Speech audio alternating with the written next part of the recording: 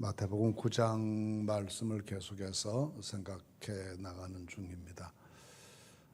예수님께서 하신 이적들과 또 가르치시는 말씀들이 교차되면서 계속 이어져 나가는 내용인데, 오늘도 가르치는 말씀 한 가지와 행하신 이적 한 가지 그렇게 기록되어 있습니다. 우선 14절 말씀에서 17절 말씀까지는 요한의 제자들이 예수님께 찾아와서 금식에 대한 질문을 던지면서부터 이 말씀이 시작됩니다. 이때 이미 세례 요한은 감옥에 갇혀 있을 때로 짐작할 수가 있습니다. 예수님께서 요한이 감옥에 갇힌 직후부터 본격적인 활동을 시작하셨기 때문에 이때 요한은 감옥에 있을 수가 있는데, 가끔 요한은 감옥에 있으면서 예수님께 제자들을 보내서 이런저런 질문을 던지기도 했습니다. 이후에 나오는 말씀도 보면 요한이 한 번은 제자들을 예수님께 보내서 우리가 기다리고 있는 메시아가 당신이 맞습니까? 아니면 다른 분을 기다려야 됩니까? 오실 그이가 당신이 맞습니까? 하고 질문을 던졌습니다. 그때 예수께서 이러한 일들이 일어난다고 가서 말해라 하고 우회적으로 당신이 바로 하나님이 보내신 메시아인 것을 말씀해 주신 적이 있으셨습니다. 그렇게 요한은 가끔 궁금한 점이 있으면 사람들을 예수님께 보내 질문을 드리곤 했는데, 오늘 이 질문은 요한이 보내서 왔는지 아니면 요한의 제자들이 스스로 와서 질문한 것인지 분명하지는 않습니다. 실제로 요한은 그 후에 예수님께 대해서 자신이 무슨 경쟁자의 입장에 있다거나 그런 생각을 한 적이 없습니다. 또 자기 남은 제자들을 규합해서 자기 세력으로 존속시켜야 되겠다, 그렇게 생각하지도 않았던 것 같습니다. 오히려 당신 제자 가운데 제일 좋은 제자를 예수님께 붙여줍니다. 요한도 바로 그런 사람 가운데 하나였고, 안드레도 그런 요한의 제자 중에 한 사람이다가 예수님의 제자가 된 사람입니다. 오히려 그렇게 예수님께 사람을 보내고 예수님께 사람이 더 많이 모이도록 유능한 제자들이 그렇게 이룰 수 있도록 그렇게 도왔을 뿐이지 자기 세력을 만들려고 하지는 않았습니다. 그럼에도 불구하고 요한이 너무나 당시에 선풍적인 바람을 일으켰던 사람이기 때문에 요한을 따르는 사람들이 쉽게 흩어지지 않고 하나의 한 파벌처럼 이렇게 형성되어서 오랫동안 존속했다라고 전해집니다. 대체로 한 3세기까지는 요한의 사람들이라는 사람들이 요한의 가르침이나 요한의 삶이나 그런 것들을 본받아 가기 원했던 사람들이 유대 사회에 한 3세기 정도까지 존속했던 것으로 알려져 있습니다. 그런 가운데 오늘은 와서 왜 금식하시지 않습니까? 라는 질문을 제자들이 예수님께 던지면서 이 말씀이 시작되죠. 이 금식하는 전통은 유대교에 있어 상당히 중요한 전통 가운데 하나였습니다. 누가복음 18장에 보시면 예수님께서 한 바리새인의 기도와 세리의 기도를 비유하는 가운데 이 바리새인의 기도 내용을 언급하신 적이 있습니다. 그 내용 중에 우리는 일회에 2번씩 금식합니다 라는 것을 굉장히 자랑스럽게 생각한다고 했습니다. 일주일에 이틀을 금식한다는 이야기죠. 당시 바리새파에 속한 사람들은 그런 금식을 했던 것으로 보입니다. 또 세례 요한의 그 가르침 가운데도 금욕적인 내용들이 굉장히 많습니다. 자신 스스로 굉장히 금욕적인 생활을 했죠. 광야에 나가서 독신 생활을 하면서 음식은 메뚜기와 석청으로 대충 먹고 그런 생활을 해왔습니다. 그런 세례 요한의 삶의 금욕적인 요소가 에세네파에서부터 왔다라고 보기도 합니다. 에세네파는 당시 유대교의 4대 종파 가운데 하나였습니다. 바리새파, 사두개파, 그다음에 셀로당이라고 하는 열심당, 그리고 이 에세네파가 하나 있었는데, 에세네파는 굉장히 이 세상 속에 같이 살아서는 도저히 하나님 말씀도 살 수가 없다. 보는 게 다 죄스러운 것이고 먹고 마시면서 살다 보니 항상 죄를 짓게 되니까 광야에 나가서 따로 우리가 집단촌을 만들고 거기에서 늘 기도하고 묵상하고 성경 읽고 그런 생활만 하자. 그렇게 해서 모인 사람들을 가리켜서 SNF라고 불렀습니다. 가장 큰 공동체는 사해 근처에 있었는데 쿰란 공동체라고 하는 공동체가 있었고 거기에 이 사람들이 모여 집단 생활을 했습니다. 굉장히 금욕적인 생활을 했습니다. 그런데 이 금욕적인 생활을 했던 이 단체가 처음으로 시행한 세례 제도였습니다. 성경 이전에는 구약 시대에는 세례라는 말이 잘 나오지가 않다가 신약의 세례가 등장하는데 세례 요한의 세례보다 한 걸음 앞서서 시행됐던 것이 SNF의 세례 제도였습니다. 그럴 때 학자들은 요한의 이 세례가 SNF의 세례에서부터 배워왔다라고 말하는 사람들도 많습니다. 그렇게 보면 요한도 상당히 SNF의 금욕적인 생활에 많이 영향받았다라고 볼 수가 있겠죠. 그래서 금식하는 것이 그 사람들에게는 굉장히 중요한 신앙생활을 유지해 나가는 요소 가운데 하나였습니다. 근데 자기들도 금식하고 바리새인 사람들도 금식을 하는데 예수님의 제자들은 금식하지 않는 것을 보고 좀 신앙생활이 좀 이상한 게 아니냐. 나 이렇게 금식하고 철저히 금욕적인 생활을 추구하는데 예수님의 제자들은 왜 이렇게 하느냐고 비판적으로 다가와서 그 이유를 예수님께 물으면서 이 내용이 진행되죠. 예수님은 이 질문을 들으시고 난 다음에 왜 금식한다 안 한다라고 직설적으로 대답하지 않으시고 혼인집 이야기를 하십니다. 그래서 혼인집 손님들이 신랑과 함께 있을 동안에 슬퍼할 수 있느냐, 신랑을 빼앗길 날이 이르리니 그때에는 금식할 것이다 라고 말합니다. 이 혼인집 사람들이라고 말하는데 이 혼인집의 손님들을 말할 때 원어에 그대로 번역하면 신랑 방의 사람들 그런 말입니다. 신랑의 친구들이라는 말입니다. 유대인은 결혼 예식을 한 주간 내내 잔치를 했습니다. 마지막 날 이 신랑의 친구들이 신랑을 데리고 신부의 집에 데려다 주는 것으로 잔치가 다 끝나게 되는데 그렇게 잔치 기간 동안에 신랑과 함께 즐거워해야 될 그 시간에 금식할 수 있겠느냐? 이 일이 다 끝난 다음에 금식하는 것 아니냐라는 겁니다. 이건 당시의 풍속을 예수님께서 설명하신 내용입니다. 적어도 바리새파에 속한 사람들이 일주일에 이틀씩 금식을 하고 또 유대교가 정한 금식 절기가 있다 손치더라도 혼인집에서 신랑 친구들이 그 책임을 다하기까지는 금식일이 다가와도 금식하지 않고 금식에서부터 면제된다는 겁니다. 그러고 나서 신랑을 다 신부집에 데려다 주고 난 다음 잔치 기간이 끝나면 그 다음부터 때가 되었을 때 금식하는 것이 맞지 않느냐라고 하는 이야기입니다. 여기에서 예수님께서는 당신을 설명하시면서 신랑에 비유하고 또 제자들을 신랑의 친구들에 비유했습니다.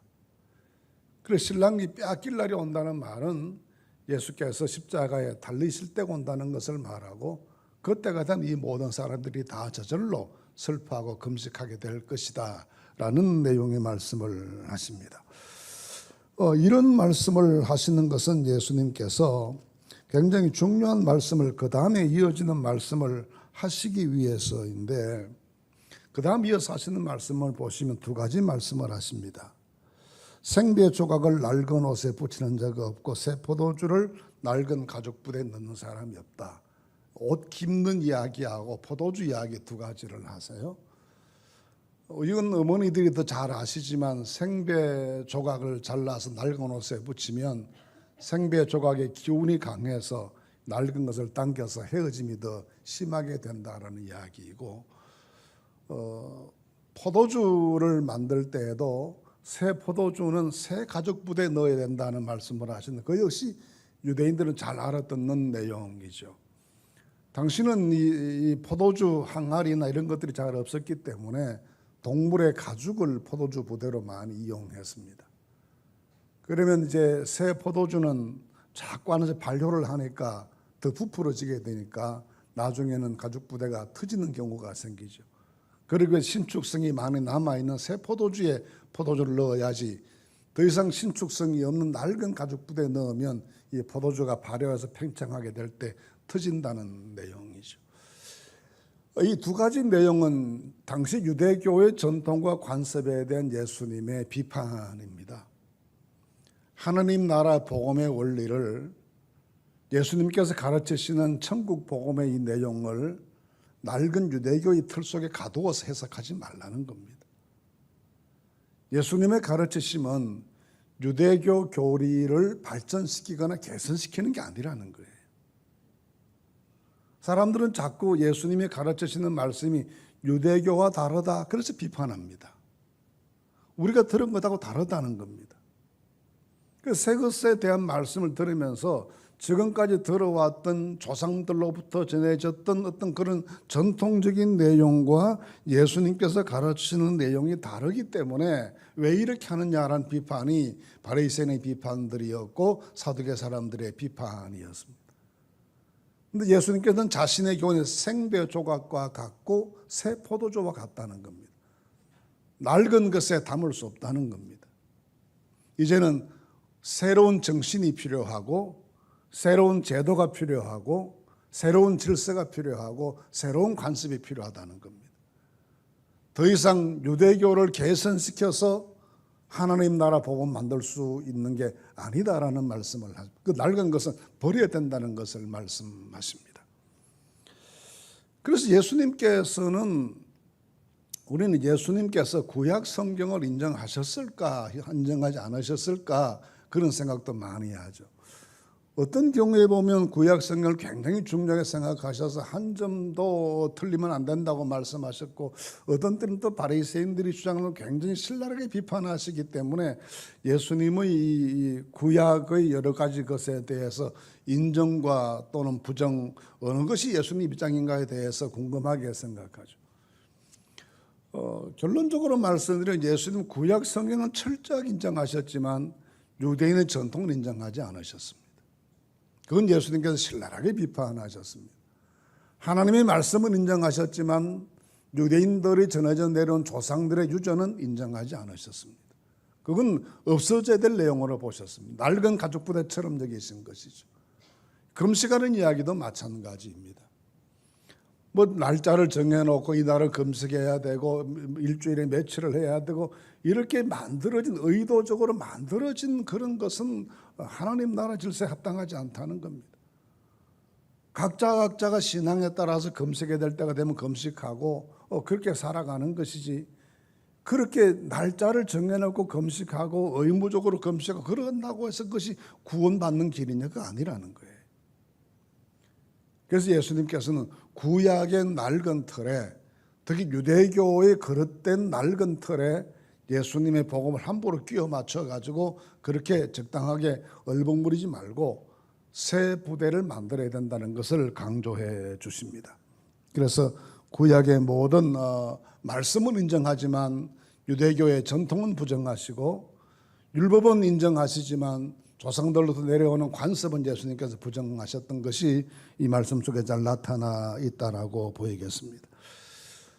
어떤 경우에는 현상을 조금 개선해서 좋은 게 될 수가 있고, 어떤 경우에는 완전히 없애버리고 새로 시작해야 될 때가 있습니다. 개선해서 될 일은 개선해야 되는 것이지만 완전히 없애고 새로 시작해야 될 일은 새로 시작해야 되는 것이죠. 도무지 개선하는 것만으로는 희망이 없을 때는 새 것이 필요한 것입니다. 예수님 복음이 그렇다는 것이죠. 지금까지 가지고 어떤 유대인들의 어떤 전통에는 그런 거 일부를 고치고 일부를 짜집게 하고 그렇게 해서 온 인류가 구원받을 수 있는 새로운 복음이 나올 수 있느냐, 그건 이미 안 된다는 겁니다. 그 다음 다 쓸어내버리고 십자가 복음이라고 하는 새로운 복음의 말씀을 세워야 되고, 거기에 따르는 새로운 교회 질서가 만들어져야 되고 새 그릇이 필요하다는 것을 여기에 말씀하십니다. 두 번째 나오는 오늘 읽은 말씀은 예수님께서 그 두 사람을 고치신 이야기입니다. 예수님께서 기적을 행하시는데 마태복음 굉장히 짜임새 있게 세 가지 기적을 차례대로 설명을 해요. 첫 번째 세 가지 기적이 있었습니다. 8장에 나오는데 나병 환자를 고치시고, 그 다음에는 백부장의 하인을 고치시고, 그 다음 베드로의 장모를 고치시는 세 기적이 나왔습니다. 두 번째 세 가지 기적이 또 나왔습니다. 바람과 바다를 잔잔케 하시고, 가다라 지방에 가셔서 귀신을 내쫓으시고, 그리고 또 지붕을 뚫고 환자를 달아내렸던 그 중풍병자를 또 고치시고는 세 기적이 또 나타났습니다. 지금부터는 또 다른 세 가지 기적이 등장합니다. 세 가지 기적이 등장하는데 첫 번 기적은 두 사건이 함께 묶여 있습니다. 그 두 사건이 회당장 야이로의 죽은 딸을 살리시는 사건과 12해를 혈루증으로 앓던 여인 고치시는 이야기가 한 사건으로 묶여 있고, 그 다음에 나오는 또 다른 두 기적이 이어지는데 두 소경을 고치시는 일과 말 못하는 사람을 말하도록 혀가 풀리게 만들어 주시는 에바다의 기적이 세 번째 기적으로 등장합니다. 오늘 읽은 이 말씀 가운데 18절 이하 말씀에서는 가장 먼저 한 관리가 찾아왔다 그랬습니다. 여기 간단하게 한 관리가 찾아왔다 그랬는데 마가복음이나 누가복음은 그가 회당장 야이로라고 불렀습니다. 회당장은 회당에서 예배를 인도하거나 사람을 가르치거나 하는 사람은 아닙니다. 그런 사람은 당시 랍비라는 사람들이 따로 있었고, 이 회당장은 그야말로 관리를 책임지고 있는 관료였습니다. 그 사람이 예수님께 찾아왔습니다. 그래서 상당히 파격적인 일이죠. 왜냐하면 지난 시간에 우리가 보았던 것처럼 예수님과 유대교 사이에 미묘한 이 갈등의 기류가 막 생기기 시작했습니다. 그래서 예수님 비판적으로 말하기 시작했고, 제자들을 찾아와서 너희 선생님 왜 저러시냐 하고 갈등을 부추기기도 하고, 이런 예수님께 대한 반대 움직임이 이 스물스물 일어나고 있을 그 시기가 바로 이때였습니다. 그런 시기에 유대교를 지키고 관리해야 될 핵심 인사 중에 한 사람인 회당장이 예수님을 찾아와서 자기 딸이 죽었는데 살려주십시오라고 구하는 것은 아마 굉장히 어려운 결정이었을 것이고 하기 힘든 부탁을 예수님께 하는 그런 내용이라고 볼 수가 있습니다. 그래서 이 사람이 와서 하는 말이 내 딸이 지금 금방 죽었습니다. 그런데 살려주실 줄 믿습니다 하고 나옵니다.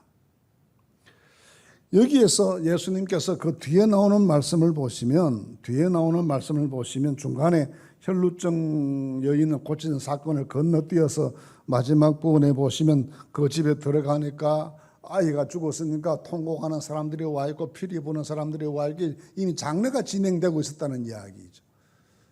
그런 가운데 예수님께서 아이가 죽은 것이 아니라 잔다 하고 말씀하신 다음에 조용히 손을 잡아 일으키시니 아이가 일어났다.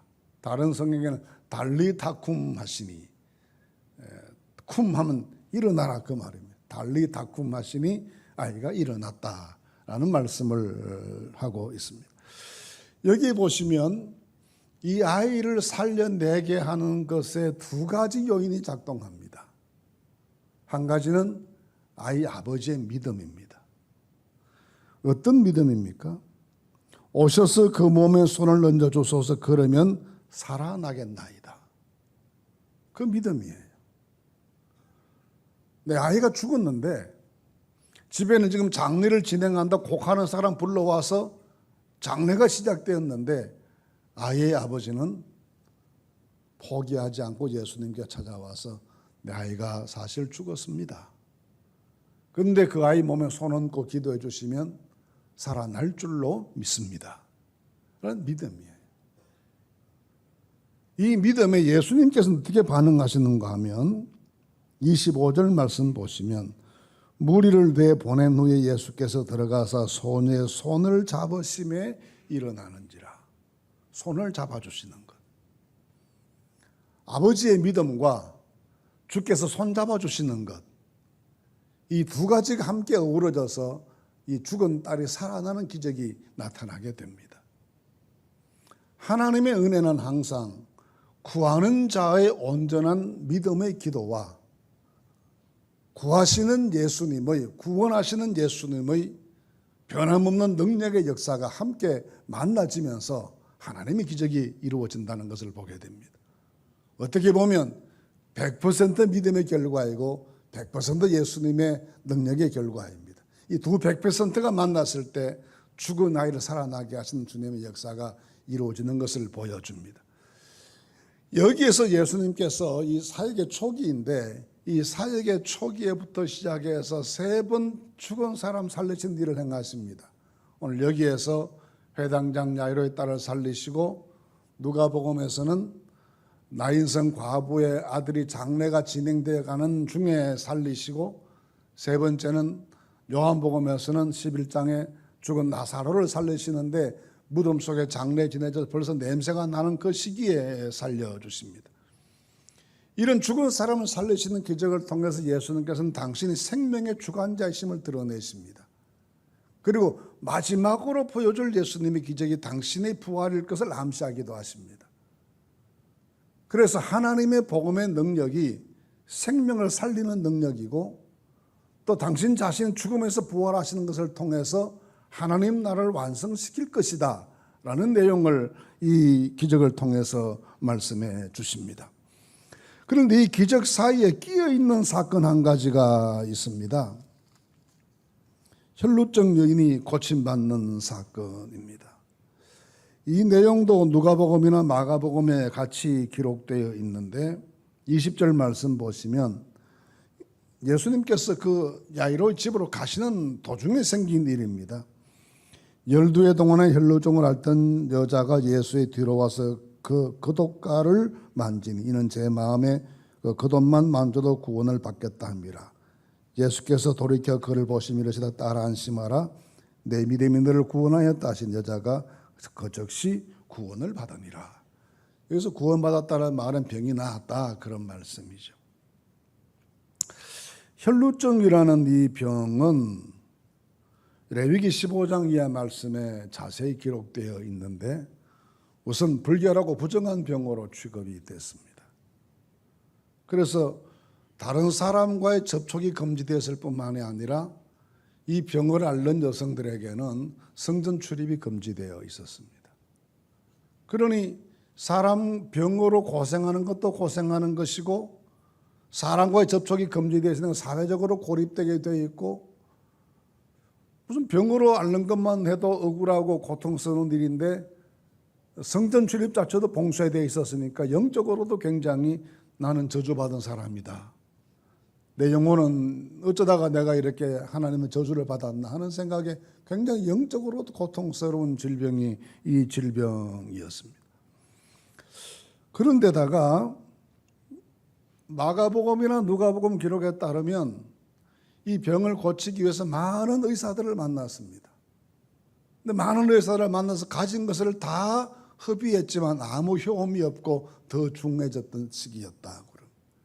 경제적으로 굉장히 어려워져서 막바지전 더 이상 어디 가도 치료받을 수 있는 치료비도 남아있지 않을 만큼 경제적으로도 바닥이 나 있는 상태라는 것을 말합니다.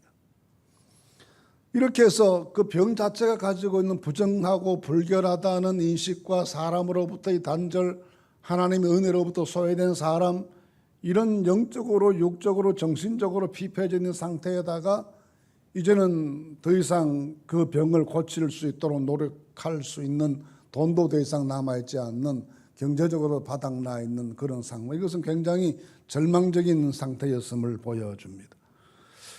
그 상태에서 와서 하는 생각이 예수님의 겉옷가에 내가 손만 대도 겉옷만 붙잡아도 나을 것 같은 믿음이 생겼습니다.